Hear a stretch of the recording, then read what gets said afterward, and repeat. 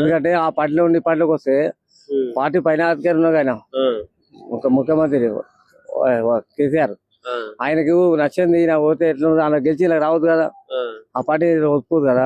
అందుకని అట్లాంటి కాకుండా మనం కాపాడాలంటే ఈయన కోర్టు తీర్పిచ్చింది కాబట్టి దాని గురించి ఓపిక పట్టాలి. ఓపిక పడితే ఆయనకు మళ్ళీ ముంగడ ప్రజలే నిర్ణయిస్తారు, అప్పుడు గెలిచే అవకాశం ఉంటుంది.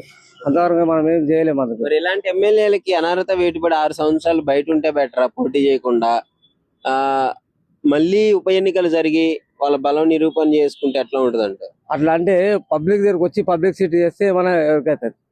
పబ్లిక్ సీట్ చేయకపోతే గెలిచే పరిస్థితి ఉండదు. ఎందుకంటే ఒక పార్టీ పోటీ చూపించినప్పుడు పబ్లిక్ కొంచెం ఆరేస్తారు, ఈయన కేయాలన్నా లేదా పోటీకి రాదు అంటే ఇయ్యాలి. రాజకీయాలు అంటే ఎవరు నమ్ముతలేరు, ప్రతి వ్యక్తి మామూలుగా అయిపోయింది. నువ్వేమనుకుంటున్నావు, కాంగ్రెస్ పాలన ఎలా ఉంది మరి 2 ఏళ్ళు?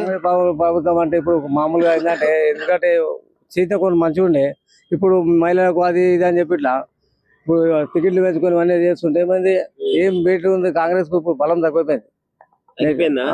నెక్స్ట్ ఎలక్షన్ లో కాంగ్రెస్ వచ్చే ఛాన్సే లేదు. ఎందుకంటే పబ్లిక్ ఇప్పుడు మాకు డబ్బులు పెట్టి కట్టించాడు కేసీఆర్ గారు. ఇప్పుడు వచ్చి సినిమా ఇళ్ళకే జీతిండు అన్ని అంటే కాంగ్రెస్ అయిపోయిందా? ఇంత ముస్లిం మా ఏరియా అంత మంది వేసుకోవాలి, కాంగ్రెస్ వేసుకోవాలి. టీఆర్ఎస్ చేసారు అంటే టీఆర్ఎస్ కొన్ని మంచి సినిమా ప్రభుత్వం పిలిస్తే వస్తాడు. ఇప్పుడు ఇంటికి పోతే ఆయన పోతే అన్న ఇట్లా సంగతి మాకు ప్రాబ్లం